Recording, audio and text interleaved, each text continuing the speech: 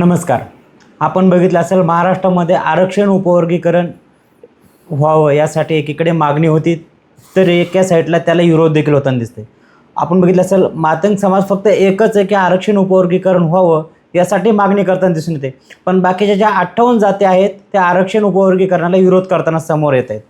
भाऊ, आपल्यासोबत ह्याच गोष्टीवर चर्चा करण्यासाठी माझे राज्यसभेचे खासदार अमरजी साबळे आहेत. आपण थेट त्यांच्याशी आरक्षण उपवर्गीकरण या विषयावर चर्चा करणार आहोत. भाऊ, काय सांगाल, एकीकडे आपण बघितलं असेल की मातंग समाज आरक्षण उपवर्गीकरणाची मागणी करतोय, तर बौद्ध समाजावर इतर 58 जाती आहेत त्या विरोध करताना समोर दिसून येतं.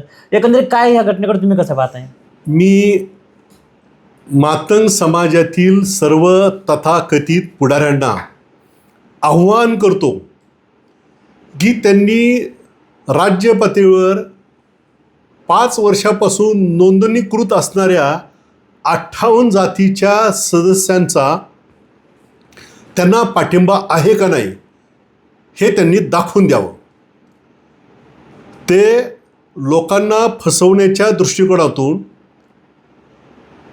59 जातीला समान न्याय मिळाला पाहिजे अशासाठी आम्ही हे उपवर्गीकरणाची मागणी करत आहोत. अशा पद्धतीची ढोंगबाजी, अशा पद्धतीची लोकांना गुमराह करण्याची भाषा वापरताना दिसतात आणि म्हणून मी त्यांना आव्हान देतो, मी त्यांना चॅलेंज देतो की जर ते 59 जातीच्या हिताची मागणी करत असेल तर नवबौद्ध समाज सोडून त्यांनी 58 जातीच्या महाराष्ट्र प्रदेश स्तरावरच्या नोंदणीकृत संस्थांची पाठिंब्याची पत्र त्यांनी जाहीर केली पाहिजे. त्यांच्या जेवढे आंदोलन झाली त्या आंदोलनामध्ये फक्त मांग समाजाच्या व्यतिरिक्त कोणत्याही समाजाचा प्रतिनिधी दिसलेला नाही आणि त्याही पुढे मांग समाजामध्ये सुद्धा 8-10 जाती, मांग गरुडी, मांग राधे मांग अशा अनेक जाती आहेत. तर त्या जातीतली मांग समाजातल्या उपजातीची मंडळीसुद्धा त्या व्यासपीठावर दिसत नाही. याचा अर्थ असा, केवळ मांग समाजातल्या एका गटाने हे उपवर्गीकरणाचा डाव केवळ राजकीय स्वार्थासाठी आणलेला आहे. माझा दुसरा आरोप आहे आणि तो या देशातील तमाम हिंदू बांधवांनी हा धोका लक्षात घेतला पाहिजे. मुस्लिम लीगने या देशामध्ये अशाच पद्धतीची जातीय विभागणीची मागणी केली होती. लोकशाहीतील संख्यात्मक बहुमतामुळे मुस्लिम समाज कायमस्वरूपी राजकीयदृष्ट्या असुरक्षित राहील अशा पद्धतीचा ठराव मुस्लिम लीगने त्यांच्या अधिवेशनामध्ये केला होता. आता या ठिकाणी लोकशाहीतील संख्यात्मक बहुमतामुळे फक्त मुस्लिम शब्द काढून टाका आणि त्या ठिकाणी मातंग शब्द टाका. लोकशाहीतील संख्यात्मक बहुमतामुळे मातंग समाज कायमस्वरूपी राजकीयदृष्ट्या असुरक्षित राहील अशी भावना ही मातंग समाजातील तथाकथित पुढाऱ्यांची असल्यामुळे त्यांची राजकीय पोळी भाजून घेण्यासाठी त्यांनी हे चालवलेलं उपवर्गीकरणांचं नौटंकी आहे, नाटक आहे. परंतु ज्या मुस्लिम लीगने अशा पद्धतीची मागणी केली आणि त्याचा अंतिम परिणाम या देशाची फाळणी झाल्यामध्ये झालेला दिसून येतो, तशीच मानसिकदृष्ट्या फाळणी हिंदू समाजातील अनुसूचित जाती वर्गामध्ये ही विचारांची सामाजिक फाळणी करण्याचं पाप हे मातंग समाजातील तथाकथित राजकीय स्वार्थ साधण्यासाठी एकत्र आलेले पुढारी करत आहेत. त्याचा दुष्परिणाम या देशातील अनुसूचित जाती वर्गातील हिंदू समाजावर मोठा होणार आहे. त्यामुळे हिंदू समाजातील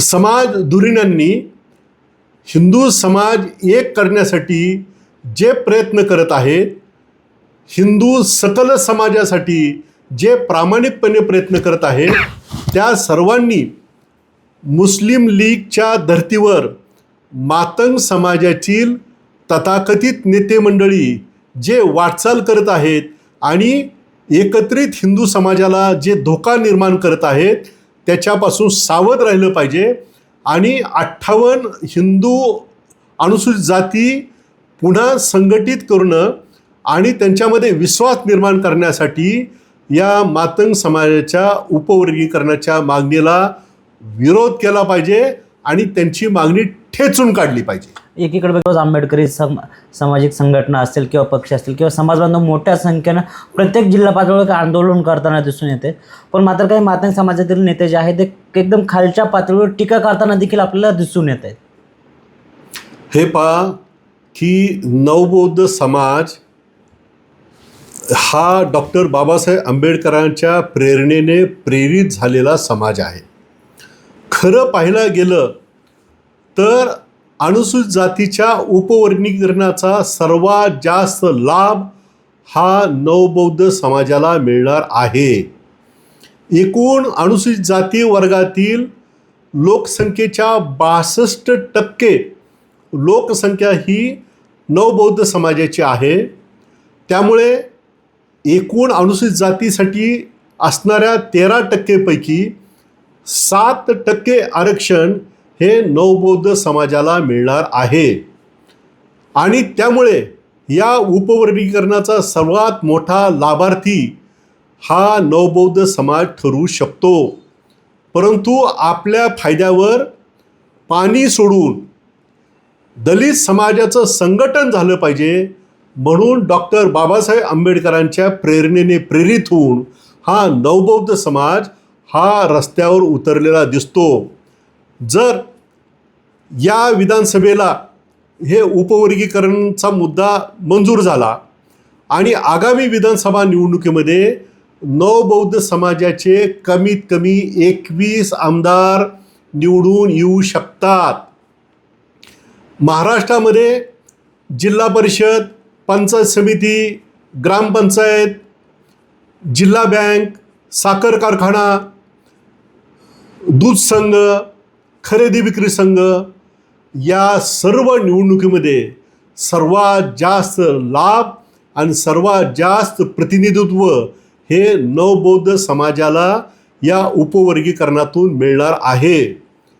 परंतु हे एवढं मोठं लाभ, एवढं मोठं प्रतिनिधित्व मिळण्याची शक्यता असतानासुद्धा नवबौद्ध समाज उपवर्गीकरणाला विरोध करतो. तर डॉक्टर बाबासाहेब आंबेडकरांच्या उच्च ध्येयाला प्रमाण म्हणून त्याच्यावर श्रद्धा ठेवून नवबौद्ध समाज ह्या आंदोलनामध्ये उतरलेला आहे. त्याच्यामध्ये नवबौद्ध समाजाचा कोणताही राजकीय स्वार्थ नाही हे आपण लक्षात घेतलं पाहिजे. एकीकडे बघितलं असेल की मातंग समाजातील काही नेते मंडळी जे भाषण चालू असतं प्रत्येक जिल्ह्यामध्ये, आता जे आरक्षण उपवर्गीकरणासाठी त्यांची मागणी आहे, स्टेजवर गेली की ते म्हणतात की एकीकडे कोर्टाचे आदेश आहेत, आरक्षण उपवर्गीकरण झालं पाहिजे, कोर्टाचा अपमान करतात, बाबासाहेबांचा अपमान करतात, तेच लोकांची अशी भावना आहे आणि तसे ते हे करत आहेत. हे पहा की उपवर्गीकरणाचा हा सुप्रीम कोर्टाने दिलेला निर्णय आहे, ही वस्तुस्थिती आहे. सुप्रीम कोर्टाने दिलेला निर्णय हा 6-1 असा 7 जजच्या बेंचने दिलेला निर्णय आहे. त्याच्यानंतर या देशामध्ये या निर्णयाची अंमलबजावणी आंध्रमध्ये झाली, तेलंगणामध्ये झाली, पंजाबमध्ये झाली, हरियाणामध्ये झालेली आहे. याचा अर्थ असा सुप्रीम कोर्टाची अंमलबजावणी करणं हे कोणत्याही राज्य सरकारवर हे बंधनकारक आहे, हे आम्हाला मान्य आहे. त्याप्रमाणे होणारी कारवाई ती संविधानानुसार आहे हेही आम्हाला मान्य आहे. परंतु त्याच्या अगोदर केशवानंद खटल्यामध्ये आणखी एका सुप्रीम कोर्टाच्या निर्णयामध्ये आणि या 2024च्या सुप्रीम कोर्टाने दिलेल्या निर्णयामध्ये हे तिन्ही निर्णय जर तपासले तर त्याच्यामध्ये यांचं मागासलेपण हे अनुभवजन्य पुराव्यावर, याचा अर्थ असा इम्पिरिकल डेटा लक्षात घेऊन तुम्हाला या उपवर्गीकरणाचा विचार करावा लागेल. मला आनंद वाटतो महाराष्ट्राचे मुख्यमंत्री देवेंद्र फडणवीसजी यांनी महाराष्ट्राच्या विधानसभेमध्ये याची स्पष्टता दिलेली आहे. यांचं मागासलेपण हे अभ्यासावं लागेल, जाणून घ्यावं लागेल, हा मुद्दा नंबर 1 सांगितला. नंतर सर्व जातींना आम्ही विश्वासात घेऊ हेही त्यांनी सांगितलं. विधान भवनाला, विधानसभेला आम्ही विश्वासात घेऊ हेही त्यांनी सांगितलं. आणि इम्पिरिकल डेटाचा सुद्धा आम्हाला विचार करावा लागेल हेही त्यांनी सांगितलं. याचा अर्थ असा की ह्या सर्व गोष्टी समजून घेतल्या तर समजून घेतल्या आणि समजून घ्यायच्या असतील तर यांना अनुसूचित जाती वर्गाची जनगणना करावी लागेल, इम्पिरिकल डेटा गोळा करावा लागेल, सर्व जातींना 59 जातींना विश्वासात घ्यावं लागेल, विधानमंडळाला विश्वासात घ्यावं लागेल आणि त्याच्यानंतर निर्णय करावा लागेल. मग संविधानाच्या आधारे जर सुप्रीम कोर्टाने निर्णय दिला असेल आणि सुप्रीम कोर्टाच्या यापूर्वी दिलेल्या निर्णयाचा मान राखून त्यांच्या आदेशाचं पालन करून सर्वांना विश्वासात घेऊन जनगणना करून इम्पिरिकल डेटा गोळा करून जर यांनी उपवर्गीकरणाचा निर्णय घेतला तर सर्व समाजाला विश्वासात घेतलं तर अनुसूचित जातीतल्या सर्व जातीसुद्धा ते आनंदाने मान्य करतील. परंतु आज मातंग समाज आणि त्यांचे तथाकथित पुढारी की सरकार आमच्या खिशामध्ये आहेत, मुख्यमंत्री आमचे दुसऱ्या खिशामध्ये आहेत आणि आम्ही म्हणाल ते ऐकणार आहेत, आम्ही म्हणाल तो निर्णय होणार आहे आणि त्यांनी निर्णय घ्यायचा निर्णय केलेला आहे, अशा पद्धतीचा जो आव स्टेजवरून आणि मोर्चातून जे आणतात हे चुकीचं आहे. आम्हाला विश्वास आहे की महाराष्ट्राचे मुख्यमंत्री देवेंद्र फडणवीसजी संविधानानुसार सर्वोच्च न्यायालयाच्या आदेशाप्रमाणे यापूर्वी सर्वोच्च न्यायालयाचे जे आदेश झालेले आहेत त्याच्या आदेशाचं पालन करून सर्वांना विश्वासात घेऊन इम्पिरिकल डेटा समजून घेऊन अनुसूचित जातीची जनगणना लक्षात घेऊन अनुसूचित जाती वर्गाची आजची परिस्थिती आणि त्यांचं मागासलेपण जाणून घेण्यासाठी जनगणना करून सर्वांना विश्वासात घेऊन निर्णय करतील याचा आम्हाला विश्वास आहे.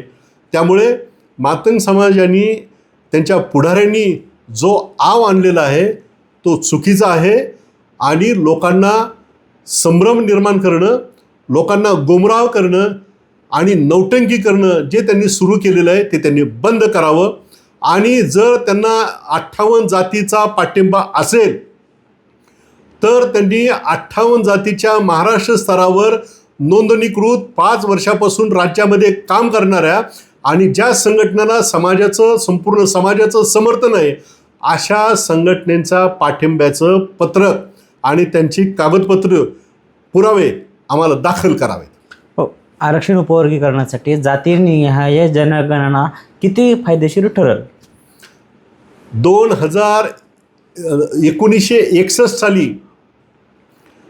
1961 साली मातंग समाजाची लोकसंख्या ही 30% होती, नवबौद्ध समाजाची लोकसंख्या ही 33% होती आणि चर्मकार समाजाची लोकसंख्या ही 23-24% होती. हा बार्टीचा अहवाल आहे. आत्ता नवबौद्ध समाजाची लोकसंख्या नवबौद्ध समाजाची लोकसंख्या 62% आहे. मातंग समाजाची लोकसंख्या ही 34% आहे, 24% आहे आणि चर्मकार समाजाची लोकसंख्या ही 14% आहे. आता हे म्हणतात की जर 2011च्या लोकसंख्येप्रमाणे जर नवबौद्ध समाजाची लोकसंख्या 61-62% असेल तर सर्वात लाभ त्यांना जास्त मिळेल आणि मातंग समाजाच्या हाती दुपटणं येईल. त्यामुळे ते म्हणतात की 1959 सालची लोकसंख्या ही गृहीत धरली पाहिजे. 2011ची जनगणना आपल्याकडे उपलब्ध असताना 1961 सालची जनगणना ही मान्य करून गृहीत धरा असं म्हणणं म्हणजे सुप्रीम कोर्टाचा आदेश झाल्यानंतर जिल्हा कोर्टाचा निर्णय हा फायनल धरा असं आर्ग्युमेंट होतं. म्हणजे हा मूर्खपणा आहे. अशा पद्धतीची बालिश मागणी ही मातंग समाजाच्या पुढाऱ्याने केलेली आहे. 2011 साली झालेल्या जनगणना बाजूला ठेवून 1961 साली लिहिली जनगणना ही गृहीत धरून तुम्ही नियोजन करा. अशा पद्धतीची मागणी जर मातंग समाजाचे पुढारी करत असेल तर हे सर्व पुढारी अत्यंत बालिश आहेत आणि जे वाटेल त्या मागण्या करताना दिसतात. ज्याला कायदा, नियम, लॉजिक, संविधान हे काहीच कळत नाही अशा पद्धतीची मागणी आहे. म्हणून 2011ची जनगणना मान्य करून 2026ची जनगणना ॲथॉन्टिक केली पाहिजे आणि 2026पर्यंत जी आहे ती जनगणना, जी आहे ती वस्तुस्थिती, जी आहे ती लोकसंख्या शास्त्रीय स्वास्थ्य निर्देशांक, मानव विकास निर्देशांक याचा सर्वांचा तौलनिक अभ्यास करून आपण उपवर्गीकरण करणे हे सुप्रीम कोर्टाच्या निर्णयाप्रमाणे जर आदेश आहे, गरजेचं आहे, आवश्यक आहे तर याप्रमाणे निर्णय करा. अन्यथा महाराष्ट्र सरकारने मातंग समाजाच्या मागणीला बळी पडून कोणताही निर्णय घेतला तर तो निर्णय सुप्रीम कोर्टात चॅलेंज झाल्याशिवाय राहणार नाही. एकीकडे बघितलं असेल आरक्षणाला विरोध करण्यासाठी आंबेडकरी चळवळीतील सर्वच पक्ष संघटना एकत्र झालेले आपल्याला दिसून येतात. एवढंच नाही तर आनंदराज आंबेडकरांनी देखील हा लढा यशस्वीपणे पुढं चालवला. मात्र प्रकाश आंबेडकर यांची याबाबत कुठलीही भूमिका स्पष्ट झालेली नाही. प्रकाश आंबेडकर हे संभ्रमित नेते आहेत. त्यांना मातंग समाजाची पण मतं मिळवायची आणि बौद्ध समाजाची आणि अनुसूचित जाती वर्गातली सुद्धा मतं मिळवायची. याच्यामुळे ते तळ्यात मळ्यात राहण्याचा दाखवण्याचा प्रयत्न करीत आहे. परंतु आनंदराज आंबेडकर यांनी घेतलेली भूमिका अत्यंत रास्त आहे, बरोबर आहे आणि डॉक्टर बाबासाहेब आंबेडकरांच्या प्रेरणेने प्रेरित होऊन त्यांनी घेतलेली भूमिका ही रास्त म्हणावी लागेल. त्यामुळे प्रकाश आंबेडकरांनी भूमिका काही घेऊ द्या, परंतु आज संपूर्ण महाराष्ट्रातील अनुसूचित जाती वर्ग आणि विशेषतः नवबौद्ध समाज डॉक्टर बाबासाहेब आंबेडकरांच्या प्रेरणेने प्रेरित होऊन रस्त्यावर उतरलेला आहे. नेता कोणी असू द्या, नेता झोपला असू द्या, परंतु जनता जागी आहे. हे डॉक्टर बाबासाहेब आंबेडकरांच्या प्रेरणेचं प्रतीक आहे. आताच आपण अमरजी साबळे यांच्याकडनं आरक्षण उपवर्गीकरण एकीकडे मागणी होताना दिसते की आरक्षण उपवर्गीकरण झालं पाहिजे, एकीकडे विरोध होते, याविषयी आपण चर्चा केली. त्यांनी अत्यंत चांगल्या आणि सोप्या पद्धतीनं सर्वांना समजेल अशा भाषांमध्ये उत्तर देखील दिलेले आहेत. याच्यामध्ये नेमका फायदा कोणाचा, नुकसान कोणाचं, सर्व गोष्टी त्यांनी सांगितलेल्या आहेत. एकीकडे जर आरक्षण उपवर्गीकरण झालं तर बौद्ध समाजाला अंदाजे 7% आरक्षण मिळेल आणि सर्व ठिकाणी बौद्ध समाजाचं प्रतिनिधित्व करण्याची टक्केवारी देखील मोठ्या प्रमाणात वाढेल. आणि मातंग समाज फक्त राजकीय हौसापोटी काही पुढारी हे आरक्षण उपवर्गीकरणाची मागणी करतात व सरकारच्या बाजूने काहीतरी बोलण्याचा प्रयत्न करतात.